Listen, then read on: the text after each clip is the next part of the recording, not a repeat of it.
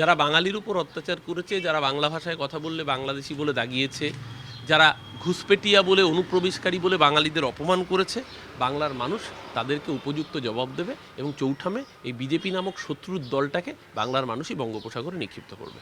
আপনারা দেখছেন না নন্দীগ্রাম এর আগেও যখন এই 3 বছর আগের ঘটনাকে কেন্দ্র করে এনআইএ এখন পাঠিয়েছে, নন্দীগ্রামের নেতাদের বিরুদ্ধে এনআইএ ওয়ারেন্ট জারি করেছে যাতে নেতারা, তৃণমূল কংগ্রেসের সংগঠকরা তারা নির্বাচনটা পরিচালনাই করতে না পারেন।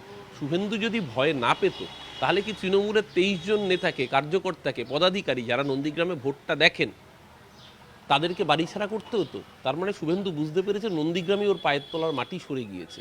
যেহেতু নন্দীগ্রামে পায়ের তলার মাটি সরে গিয়েছে, ভবানীপুরে কী হবে বুঝে দেখুন। নন্দীগ্রামে ওকে হারাবে। বাংলার মানুষ গতবারও হারিয়েছিল। গতবার লোডশেডিং না করলে শুভেন্দু অধিকারী বিধায়ক হয় না। আর এবার ভবানীপুর ওকে 50,000-এর বেশি ভোটে হারাবে বাংলার মানুষ। 33% থাকার কথা তৃণমূল দিয়েছে 39%, মানে প্রায় 40%-এর কাছাকাছি। 29 জনের মধ্যে 11 জন তৃণমূলের মহিলা। যেই দলের মহিলা সাংসদ প্রতিনিধিত্বর অনুপাত হচ্ছে 40% কাছাকাছি, তাদেরকে জ্ঞান দিচ্ছে কারা? নরেন্দ্র মোদীর দল, যাদের পার্সেন্টেজ কত 12, মানে 10%-এর কাছাকাছি দল জ্ঞান দিচ্ছে 40% যারা মহিলাদের প্রতিনিধিত্ব পাঠিয়েছে। আরে মমতা ব্যানার্জির সরকার পঞ্চায়েতে 50% মহিলা রিজার্ভেশন করেছে। নরেন্দ্র মোদীর যদি হিম্মত থাকতো 2023 সালে যে মহিলা আরক্ষণ বিল পাশ হয়েছে এবং সর্বসম্মতিক্রমে সেটা রাষ্ট্রপতি দ্রৌপদী মুর্মুর সই হয়ে গেছে, অর্থাৎ আইনে পরিণত হয়েছে, সেই আইনকে ইমপ্লিমেন্ট করছে না কেন? আর এখানে কে সান গ্রুপ, কার সাথে কার সম্পর্ক, তো তদন্ত করুক না। যে দোষী তাকে জেলে পাঠাক না।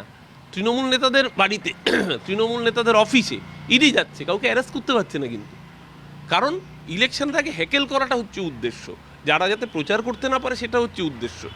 যদি কোনো ব্যবসায়িক প্রতিষ্ঠান অর্থনৈতিক দুর্নীতি করে থাকে, ইডির হাতে তো সেই পাওয়ার রয়েছে ইকোনমিক অফেন্স দেখবার জন্য, তো তারা অ্যারেস্ট করতে বারণ কে করেছে? তারা অ্যারেস্ট করতে না পারলে তারা এফআইআর করুক অফিসিয়ালি। ইডির হাতে যদি অ্যারেস্টের পর ইডির তো এজেন্সির কাস্টাডিতে নেওয়ার ক্ষমতা আছে, কেউ বারণ তো করেনি। আজকে শান্তনু সিনহা বিশ্বাস একজন কলকাতা পুলিশের অত্যন্ত দক্ষ অফিসার।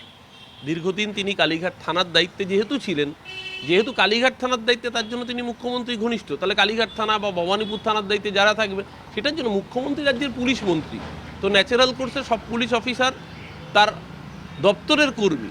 সেই জায়গায় এই ধরনের অসভ্য রাজনৈতিক আক্রমণ ইডিকে নিয়ে করানোর অর্থ হচ্ছে তৃণমূলকে ওরা ভোটে পরাজিত করতে পারবে না, সেটা ওরা নিজেরাই বুঝেছে। বুঝে এই ধরনের সস্তার নাটকবাজি, প্রতিটা ভোট আসলেই নাটক হয় এবং ভোটের পরে যখন এরা বঙ্গোপসাগরে নিক্ষিপ্ত হবে, বাংলার মানুষ এদেরকে উপযুক্ত জায়গাটা দেখিয়ে দেবে। এই রিপোর্টটি একেবারে baseless report. I-PAC team fully engage with the party.